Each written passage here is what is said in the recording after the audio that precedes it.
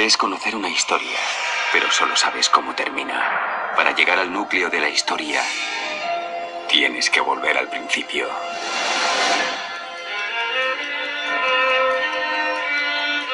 El relato bíblico cuenta que aproximadamente en el año 4026 a.C., Dios creó al humano, y fue desde entonces que el humano aparece en la historia. Y es que según la Biblia, la intención de Dios al crear al humano era que la familia humana fuera una sola sociedad de miembros que adorasen al Dios Todopoderoso. Sin embargo, todo dependía de que reconocieran la gobernación de Dios y su derecho legítimo a decidir lo correcto y lo incorrecto. Dios pedía que mostraran sujeción a su soberanía. Eso es lo que demostrarían si cumplían con un pequeño mandato.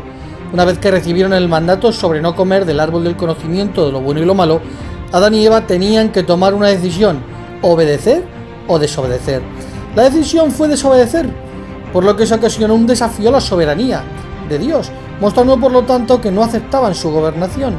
Según el relato bíblico, un ángel rebelde fue quien frustró el propósito original, desafiando la gobernación divina, asegurando que Dios privaba de algo bueno a su creación, mostrando que a la humanidad le iría mejor si se independizaba de él.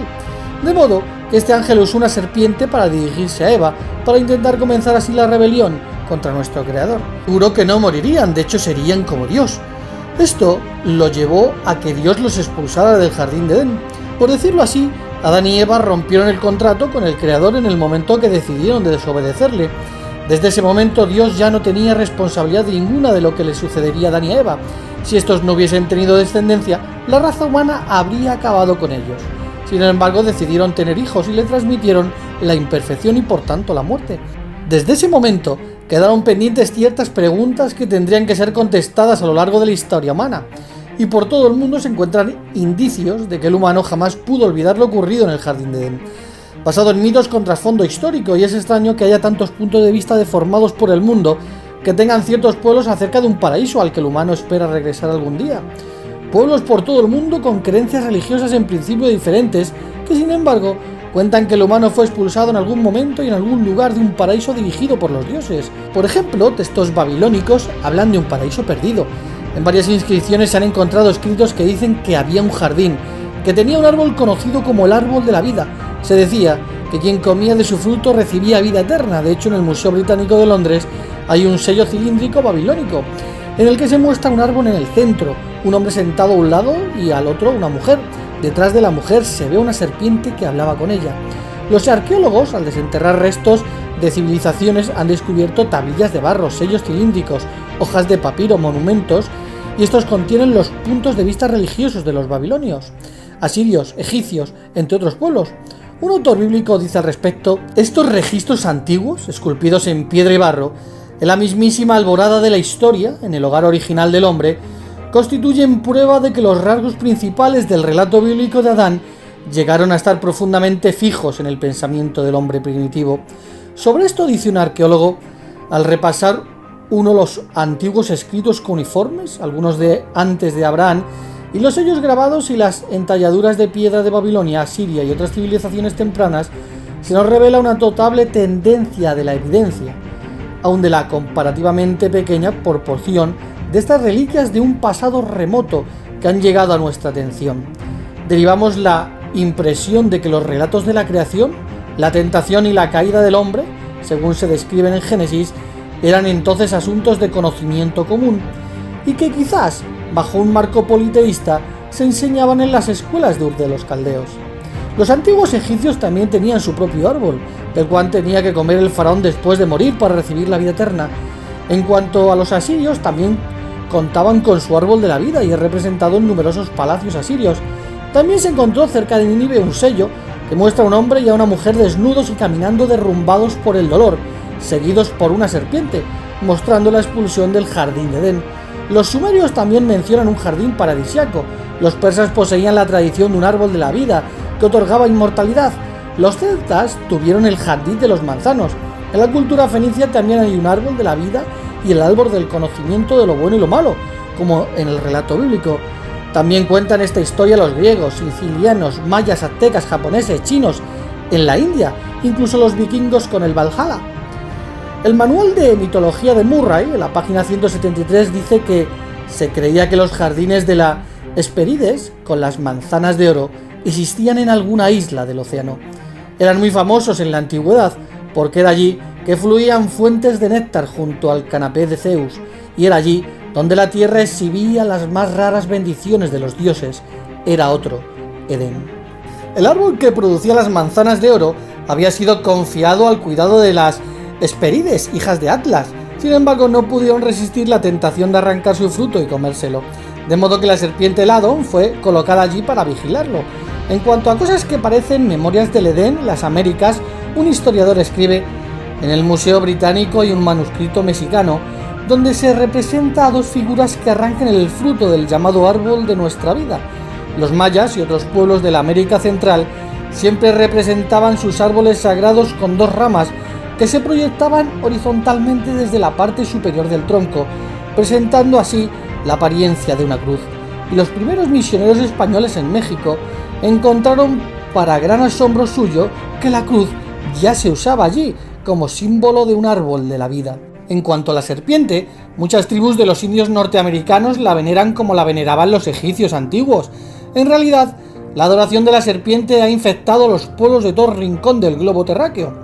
Cada grupo adora una culebra particular natural de su país. También podemos ver cómo la serpiente es el símbolo que más fuertemente se arraigó y permaneció en todas las culturas de la humanidad. De hecho, la serpiente terminó convirtiéndose en un dios. Por ejemplo, los pueblos mesopotámicos tenían por dios a la serpiente, también los hindúes, los nagas, egipcios o fenicios. En estas leyendas se puede comprobar que están llenas de relatos de dragones o serpientes que vuelan. De hecho, un escritor escribió Serpientes y dragones voladores, basándose en mitos y leyendas de todo el mundo. En todas las mitologías existe la historia de una serpiente vencida en una batalla cósmica y de cuyo cuerpo se formó el mundo, por lo que parece que la serpiente se quedó como la vencedora de lo que ocurrió en el jardín de Edén, pues gracias a su sacrificio un nuevo mundo fue creado, y eso se grabó en la cultura humana. La siguiente historia que recuerdan todas las civilizaciones esparcidas por la Tierra es el diluvio universal. La Biblia nos cuenta que después de lo sucedido en Edén, el humano tardó poco en fracasar, aproximadamente 1656 años desde la creación de Adán hasta que comenzase el diluvio en el año 2370 a.C. Con el paso del tiempo, los humanos descendientes de la primera pareja humana arruinaron la tierra, y Dios mandó a Noé construir un arca donde él y su familia, más animales, se salvarían. La Biblia nos cuenta que los Nefilim se hallaban en la tierra en aquellos días, pues los ángeles rebeldes se materializaron en humanos y tuvieron hijos con las humanas. Sus hijos fueron los hombres de fama y sembraron el mundo de violencia. Esta historia parece que tampoco se olvidó, y su rastro también se localiza en muchas de las civilizaciones antiguas esparcidas por todo el mundo. Por ejemplo, hay una leyenda que habla de Hércules, un semidios. Su padre era el dios griego Zeus y su madre Alcmena, un mortal. Por lo tanto, un dios del cielo tuvo relaciones con una humana, y este tuvo un hombre con una gran fuerza. De hecho, casi todas las culturas antiguas tienen leyendas de la existencia de unos dioses que controlaban a la humanidad. Esta relación entre dioses y humanos provocó el nacimiento de una nueva raza de hombres de fama en la antigüedad. En el siglo XVIII, después del descubrimiento del último continente, Oceanía, se pudo comprobar que en los 5 continentes perduraba milenios después el recuerdo del diluvio universal. Unos recuerdos que demuestran que los humanos se conocían desde mucho antes, y es que no solo tenían recuerdos de lo sucedido en el jardín de Edén, pues el diluvio universal también se conocía en el último continente descubierto, y aquel acontecimiento dejó un recuerdo imborrable en la humanidad. De hecho, en el libro Mitos de la Creación se calculó que se cuentan más de 500 leyendas diluvianas en el mundo. Por lo general, estos relatos cuentan que a un hombre se le avisó de una inundación que sobreviviría sobre la humanidad de parte de Dios, y que sería de alcance mundial, donde terminarían sobreviviendo humanos y animales en una embarcación. Por ejemplo, en Asia, en la primera civilización humana, Babilonia, se cuenta que se le dijo a un hombre que construyera una embarcación de 60 metros y que introdujera en ella animales y a su familia. El diluvio duró 6 días y 6 noches. El barco encalló en una montaña y soltó una paloma, una golondrina y un cuervo, y cuando este último no volvió, supo que el agua había bajado. Salió del arca e hizo un sacrificio a Dios. Los sumerios también cuentan que los dioses sumerios decidieron acabar con la humanidad mediante un diluvio. En Europa también encontramos mitos sobre el diluvio. Por ejemplo, en la leyenda griega los sobrevivientes fueron Deucalión y Pirra, ya que la tierra estaba dominada por personas violentas, conocidos como los hombres de bronce, por lo que Zeus quiso acabar con ellos mediante un diluvio, por lo que mandó a Deucalión que construyera un barco para salvarse. Deucalion obtuvo la confirmación del fin del diluvio por una paloma que mandó para explorar. En África el diluvio es narrado por los pigmeos africanos.